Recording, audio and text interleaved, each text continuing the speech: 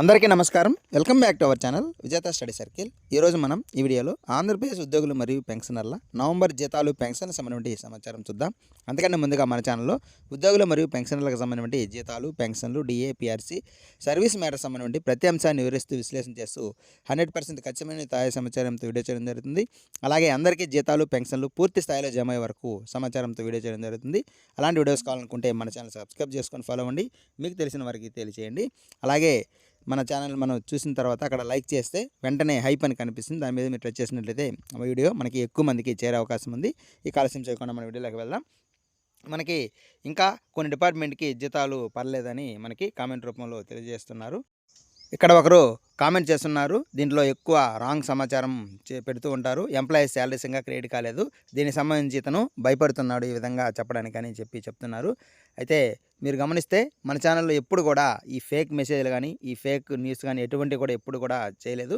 అయితే ఈ జీతాలకు సంబంధించి మనకి 2 రోజుల నుంచి అప్డేట్ ఇవ్వలేదు, ఎందుకంటే నేను వేరే వర్క్లో ఉండి కుదరలేదు. అలాగే ఈ డేటాల అప్డేట్ మాత్రం దాదాపుగా మనకి ఎటువంటి కదలిక లేకుండా అలాగే ఉన్నాయి. కాబట్టి ఇంకా చెప్పిందే చెప్పడం ఎందుకనే ఉద్దేశంతో నేనైతే దీనికి సంబంధించి అప్డేట్ ఇవ్వలేదు. కానీ చాలామంది మీరు అప్డేట్ ఇవ్వండి సార్ అని చెప్పి చాలామంది కామెంట్లో ఇలా చూస్తున్నారు. ఇక్కడ మన చాలా కామెంట్స్ ఉన్నాయి, ఇక్కడ చూడొచ్చు. ఈ మంత్ ఇంకా శాలరీ పడలేదు, దీనికి సంబంధించి అప్డేట్ ఇవ్వండి అని. అందుకని ఈ నేపథ్యంలో ఒక చిన్న వివరణతో మనకి ఈ వీడియో చేయడం జరుగుతుంది. మన ఛానల్లో ఎప్పుడు కూడా ఇట్లా భయపడడం కానీ, లేకపోతే ఇటువంటి ఫేక్ న్యూస్లు కానీ చెప్పడం కానీ జరగదు. ఏదైనా సమాచారం ఉంటేనే మన ఛానల్లో వీడియో చేయడం జరుగుతుంది. అయితే ఈ జీతాల బిల్లులో ఎటువంటి మార్పు లేదు కాబట్టి, ఎటువంటి దాని కదలిక లేదు, దాని సమాచారం లేదు కాబట్టి మనకి ఈ ఛానల్లో ఇంతవరకు అయితే దీని మీద 2 రోజుల నుంచి ఈ జీతాలకు సంబంధించి అప్డేట్ అయితే ఇవ్వలేదు. కానీ చాలామంది అడుగుతున్నారు కాబట్టి ఇక్కడ మనకి ఈ దాదాపుగా ఈ ఉద్యోగులకి ఒక 30 నుంచి 40% వరకు పెండింగ్లో ఉన్నట్లుగా తెలుస్తుంది ఈ కామెంట్ రూపంలో చూస్తుంటే. అలాగే ఈ కామెంట్లో చాలామంది తెలియజేశారు. అలాగే వాట్సాప్ గ్రూప్ ఉంది, ఆ గ్రూప్లో కూడా చాలామంది తెలియజేస్తున్నారు. ఇలా ఎప్పుడు కూడా జరగలేదు. దాదాపుగా ఈ గవర్నమెంట్ అంతకుముందు కూడా కానీ ఇప్పుడు కూడా జరగలేదు ఇలాగా. ఎందుకంటే ఈ గవర్నమెంట్ వచ్చిన తర్వాత మనకి అమౌంట్ లేకపోయినా సరే వచ్చిన అమౌంట్తో వచ్చినట్లుగా కొన్ని డిపార్ట్మెంట్ వారికి జమ చేస్తూ వచ్చింది. అయితే ఈసారి మాత్రం 1-2 తేదీల్లో ఎక్కువ మందికి జమ కావడం జరిగింది.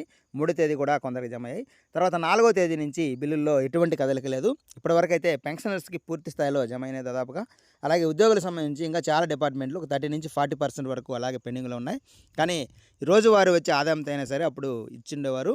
కానీ ఈసారి ఏందో ఏం జరిగిందో అర్థం కావడం లేదు. ఎందుకంటే ఈ బిల్లులో ఎటువంటి కదలిక లేదు. ఇంకా ఏ బిల్లు కూడా ఎవరికి కూడా ఒక 2-3 డేస్ నుంచి ఎక్కడా కూడా ఏ బిల్లులో కదలిక లేదు, ఎవరికి కూడా జమ కావడం. నేనైతే వ్యక్తిగతంగా ఈరోజు మాత్రం దీనికి సంబంధించి బిల్లుల్లో కదలిక వచ్చి ఈ జీతాలు జమ అయ్యే అవకాశం ఉందని భావిస్తున్నాను.